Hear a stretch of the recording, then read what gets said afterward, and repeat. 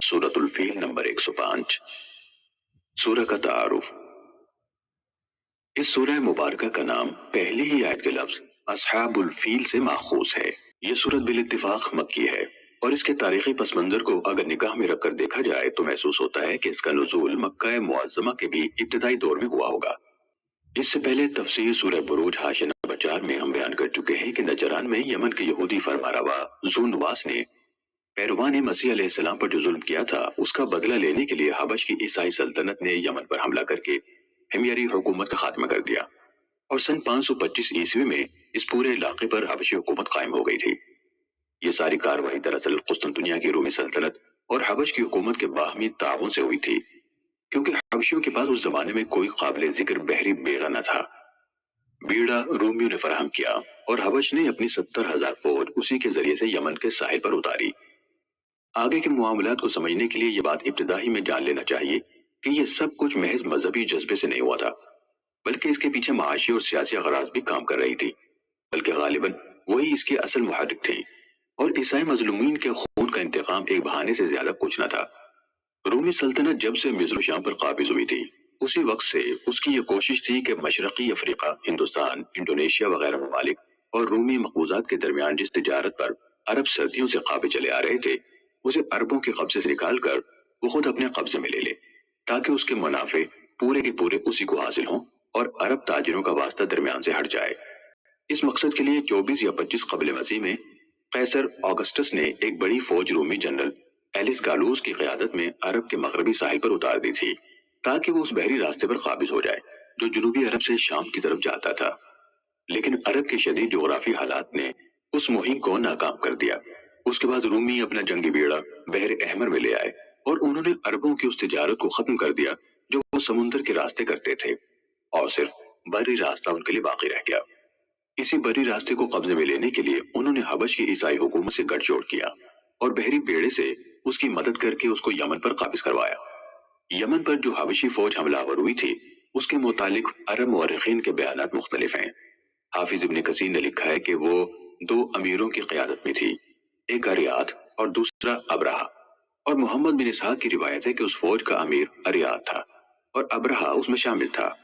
پھر دونوں اس بات پر متفق ہیں کہ ابرہہ اور اریات باہم لڑ پڑے، مقابلے میں اریات مارا گیا، ابرہہ ملک پر قابض ہو گیا اور پھر اس نے شاہ حبش کو اس بات پر راضی کر لیا کہ وہ اسی کو یمن پر اپنا نائب مقرر کر دے۔ اس کے برعکس یونانی اور سریانی مورخین کا بیان ہے کہ فتح یمن کے بعد جب حبشیوں نے مزاحمت کرنے والے یمنی سرداروں کو ایک ایک کر کے قتل کرنا شروع کر دیا تو ان میں سے ایک سردار السمیف اشواع، جسے یونانی مورخین ایزمفیس لکھتے ہیں، انہوں نے حبشیوں کی اطاعت قبول کر کے اور جزیہ ادا کرنے کا عہد کر کے شاہ حبش سے یمن کی گورنری کا پروانہ حاصل کر لیا، لیکن حبشی فوج نے اس کے خلاف بغاوت کر دی اور ابرہہ کو اس کی جگہ گورنر بنا دیا۔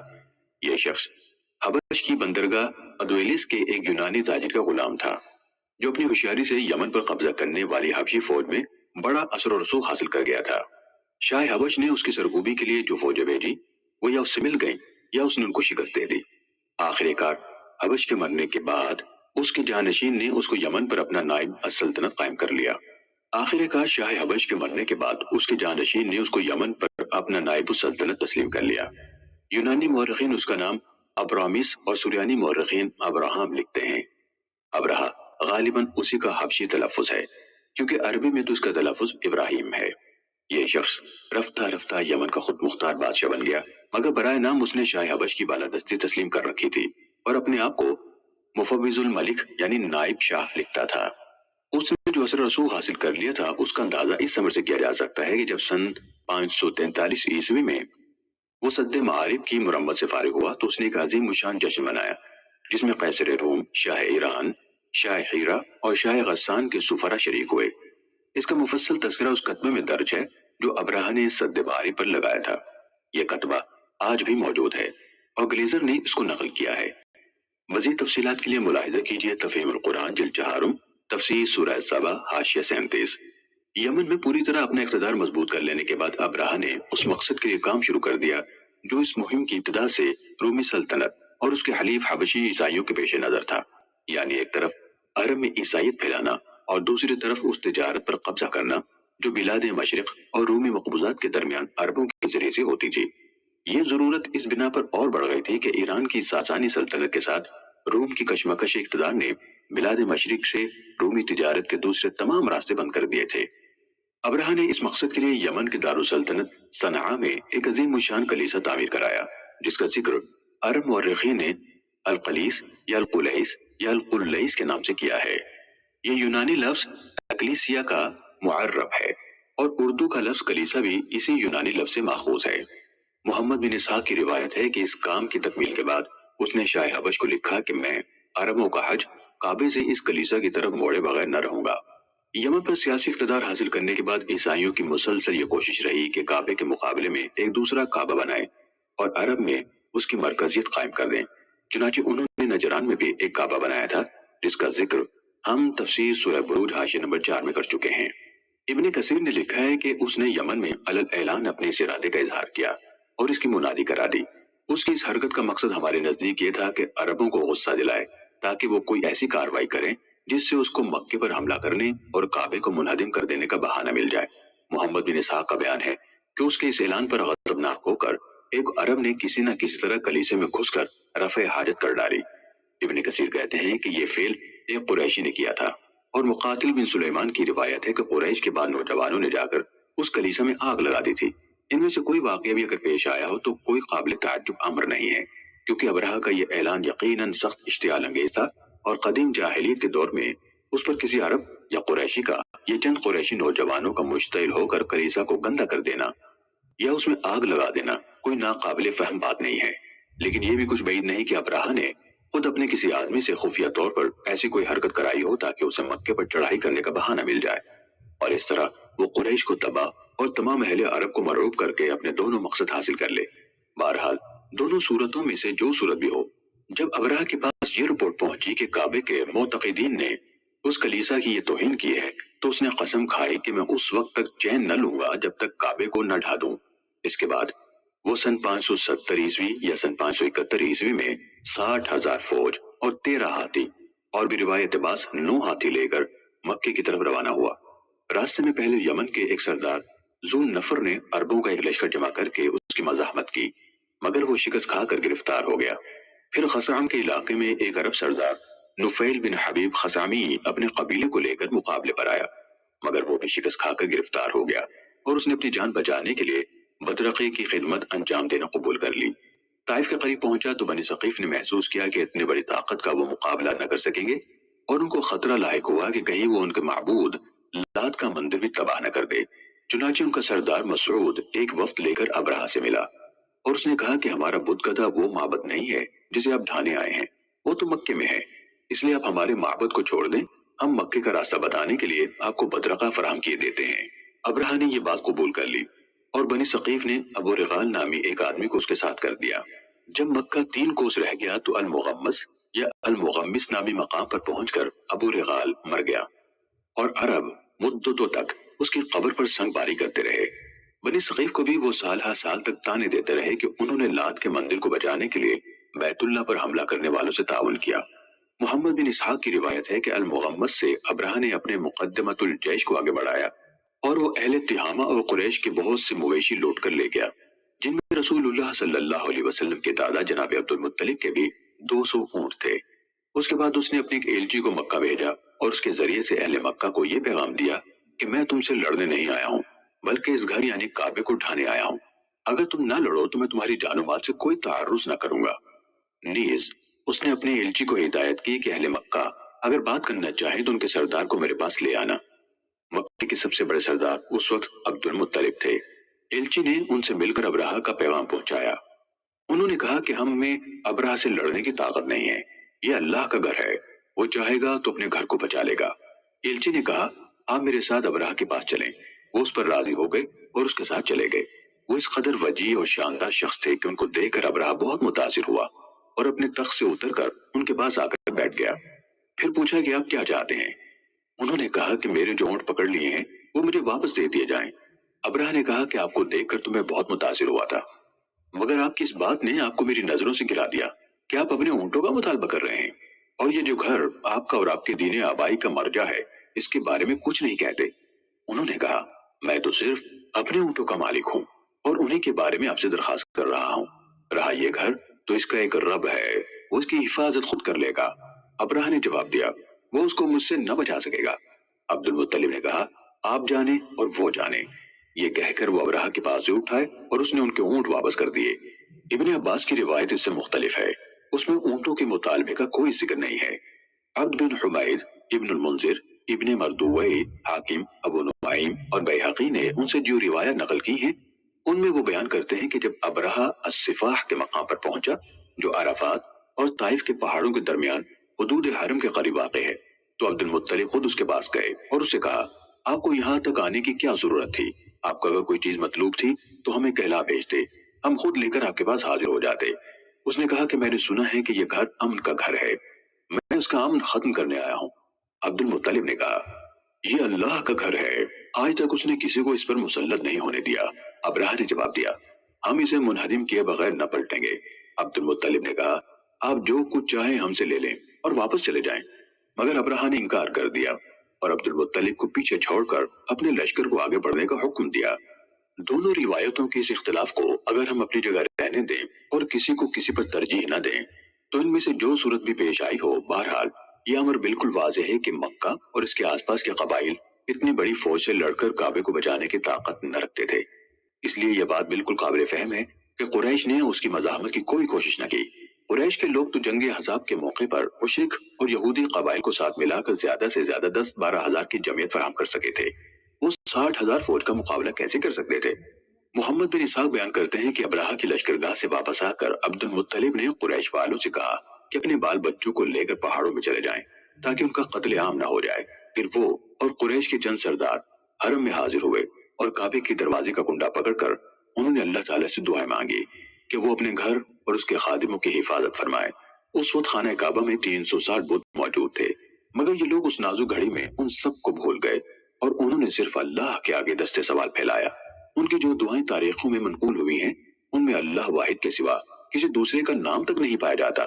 ابن ہشام نے سیرت میں عبد المطلب کے جو اشعار نقل کیے ہیں وہ یہ ہیں، خدایا بندہ اپنے گھر کی حفاظت کرتا ہے، تو بھی اپنے گھر کی حفاظت فرما۔ کل ان کے صلیب اور ان کی تدبیر تیری تدبیر کے مقابلے میں غالب نہ آنے پائے۔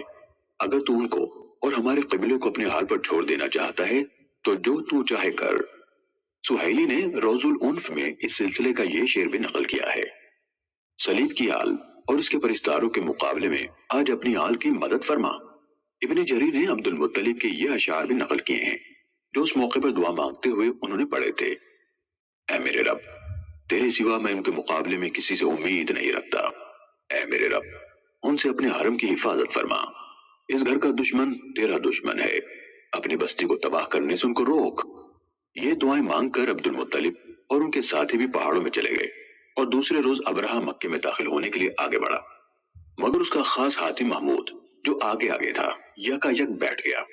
اس کو بہت تبر مارے گئے، آنکسوں سے کچوکی دیے گئے، یہاں تک کہ اسے زخمی کر دیا گیا، مگر وہ نہ ہلا۔ اسے جنوب، شمال، مشرق کی طرف موڑ کر چلانے کی کوشش کی جاتی تو وہ دوڑنے لگتا، مگر مکے کی طرف موڑا جاتا تو وہ فوراً بیٹھ جاتا اور کسی طرح آگے بڑھنے کے لیے تیار نہ ہوتا۔ اتنے میں پرندوں کے جھنڈ اپنی چونچوں اور پنجوں میں سنگریزے لیے ہوئے آئے اور انہوں نے اس لشکر پر ان سنگریزوں کی بارش کر دی، جس پر بھی یہ کنکر گرتے اس کا جسم گلنا شروع ہو جاتا۔ محمد بن اسحاق اور اکرمہ کی روایت ہے کہ یہ چیچک کا مرض تھا اور بلاد عرب میں سب سے پہلے چیچک اسی سال دیکھی گئی۔ ابن عباس کی روایت ہے کہ جس پر کوئی کنکری گرتی اسے سخت کھجلی لاحق ہو جاتی اور کھجاتے جلد پھٹتی اور گوشت جھڑنا شروع ہو جاتا۔ ابن عباس کی دوسری روایت یہ ہے کہ گوشت اور خون پانی کی طرح بہنے لگتا اور ہڈیاں نکل آتی تھی۔ خود ابرہہ کے ساتھ بھی یہی ہوا، اس کا جسم ٹکڑے ٹکڑے ہو کر گر رہا تھا اور جہاں سے کوئی ٹکڑا گرتا وہاں سے پیپ اور لہو بہنے لگتا۔ افراتفری میں ان لوگوں نے یمن کی طرف بھاگنا شروع کیا۔ نفیل بن حبیب خثامی کو، جسے یہ لوگ بدرقہ بنا کر بلاد خثم سے پکڑ کر لائے تھے، تلاش کر کے انہوں نے کہا کہ واپسی کا راستہ بتائے، مگر اس نے صاف انکار کر دیا اور کہا اب بھاگنے کی جگہ کہاں ہے جبکہ خدا تعاقب کر رہا ہے اور نکٹا ابرہہ مغلوب ہے غالب نہیں۔ اس بھگدڑ میں جگہ جگہ یہ لوگ گر گر کر مرتے رہے۔ عطا بن یسار کی روایت ہے کہ سب کے سب اسی وقت ہلاک نہیں ہو گئے بلکہ کچھ تو وہیں ہلاک ہو گئے اور کچھ بھاگتے ہوئے راستے بھر گرتے چلے گئے۔ ابرہہ بھی بلاد خزام پہنچ کر مرا۔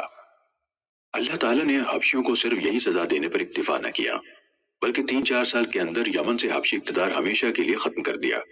تاریخ سے معلوم ہوتا ہے کہ واقعہ فیل کے بعد یمن میں ان کی طاقت بالکل ٹوٹ گئی۔ جگہ جگہ یمنی سردار علم بغاوت لے کر اٹھ کھڑے ہوئے۔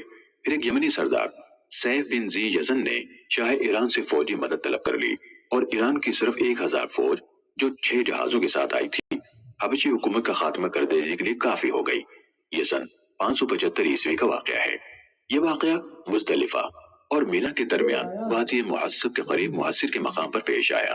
صحیح مسلم اور ابو داود کی روایت کے مطابق رسول اللہ صلی اللہ علیہ وسلم کے حجۃ الوداع کا جو قصہ امام جعفر صادق نے اپنے والد ماجد امام محمد باقر سے اور انہوں نے حضرت جابر بن عبداللہ سے نقل کیا ہے، اس میں وہ بیان فرماتے ہیں کہ رسول اللہ صلی اللہ علیہ وسلم جب مزدلفہ سے مینا کی طرف چلے تو محصر کی وادی میں آپ نے رفتار تیز کر دی۔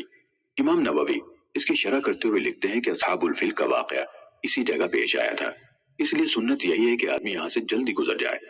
موطا میں امام مالک روایت کرتے ہیں کہ حضور صلی اللہ علیہ وسلم نے فرمایا کہ مزدلفہ پورے کا پورا ٹھہرنے کا مقام ہے مگر محصر کی وادی میں نہ ٹھہرا جائے۔ نفیل بن حبیب کے جو اشعار ابن اسحاق نے نقل کیے ہیں ان میں وہ اس واقعے کا آنکھوں دیکھا حال بیان کرتا ہے۔ اے رودینا، کاش تو دیکھتی اور تو نہیں دیکھ سکے گی جو کچھ ہم نے وادی محصب کے قریب دیکھا۔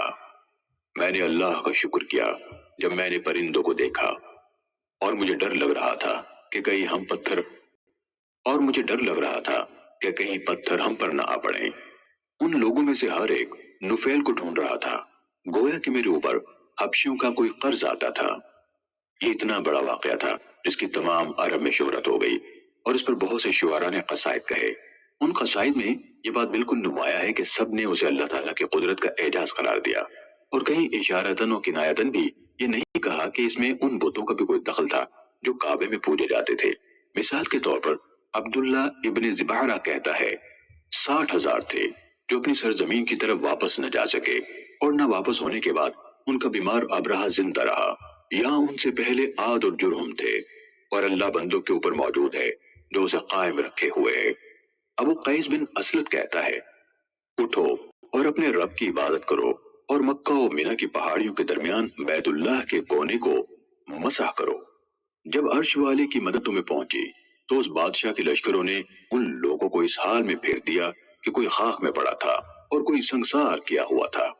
یہی نہیں بلکہ حضرت ام ہانی رضی اللہ تعالیٰ عنہ اور حضرت زبیر بن عوام رضی اللہ تعالیٰ عنہ کی روایت ہے کہ رسول اللہ صلی اللہ علیہ وسلم نے فرمایا قریش نے 10 سال اور بھی روایت بعد 7 سال تک اللہ وحدہ لا شریک کے سوا کسی کی عبادت نہ کی۔ ام ہانی کی روایت امام بخاری نے اپنی تاریخ میں اور طبرانی، حاکم، ابن مردوی اور بیہقی نے اپنی کتب حدیث میں نقل کی ہیں۔ حضرت زبیر کا بیان طبرانی اور ابن مردوی اور ابن عساکر نے روایت کیا ہے اور اس کی تائید مزید حضرت سعید بن مسیب کی اس مرسل روایت سے ہوتی ہے جو خطیب بغدادی نے اپنی تاریخ میں درج کی ہے۔ جس سال یہ واقعہ پیش آیا اہل عرب اسے عام الفیل یعنی ہاتھیوں کا سال کہتے ہیں اور اسی سال رسول اللہ صلی اللہ علیہ وسلم کی ولادت مبارکہ ہوئی۔ محدثین اور مورخین کا اس بات پر قریب اتفاق ہے کہ اصحاب الفیل کا واقعہ محرم میں پیش آیا تھا اور حضور صلی اللہ علیہ وسلم کی ولادت ربیع الاول میں ہوئی تھی۔ اکثریت یہ کہتی ہے کہ آپ کی ولادت واقعہ فیل کے 50 دن بعد ہوئی۔ جو تاریخی تفصیلات اوپر درج کی گئی ہیں ان کو نگاہ میں رکھ کر سورہ فیل پر غور کیا جائے تو یہ بات اچھی طرح سمجھ میں آ جاتی ہے کہ سورہ میں اس قدر اختصار کے ساتھ صرف اصحاب الفیل پر اللہ تعالیٰ کے عذاب کا ذکر کر دینے پر کیوں اکتفا کیا گیا ہے۔ واقعہ کچھ بہت پرانا نہ تھا، مکے کا بچہ اس کو جانتا تھا۔ عرب کے لوگ عام طور پر اس سے واقف تھے۔ تمام اہل عرب اس بات کے قائل تھے کہ ابرہہ کے اس حملے سے کعبے کی حفاظت کسی دیوی یا دیوتا نے نہیں بلکہ اللہ تعالیٰ نے کی تھی۔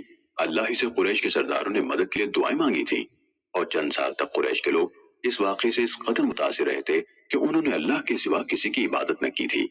اس لیے سورہ فیل میں ان تفصیلات کے ذکر کی حاجت نہ تھی بلکہ صرف اس واقعے کو یاد دلانا کافی تھا تاکہ قریش کے لوگ خصوصاً اور اہل عرب عموماً اپنے دلوں میں اس بات پر غور کریں کہ محمد صلی اللہ علیہ وسلم جس چیز کی طرف دعوت دے رہے ہیں وہ آخر اس کے سوا اور کیا ہے کہ تمام دوسرے معبودوں کو چھوڑ کر صرف اللہ وحدہ لا شریک کی عبادت کی جائے۔ نیز وہ یہ بھی سوچ لیں کہ اگر اس دعوت حق کو دبانے کے لیے انہوں نے زور زبردستی سے کام لیا تو جس خدا نے اصحاب الفیل کا تہس نہس کیا تھا اسی کے غضب میں وہ گرفتار ہوں گے۔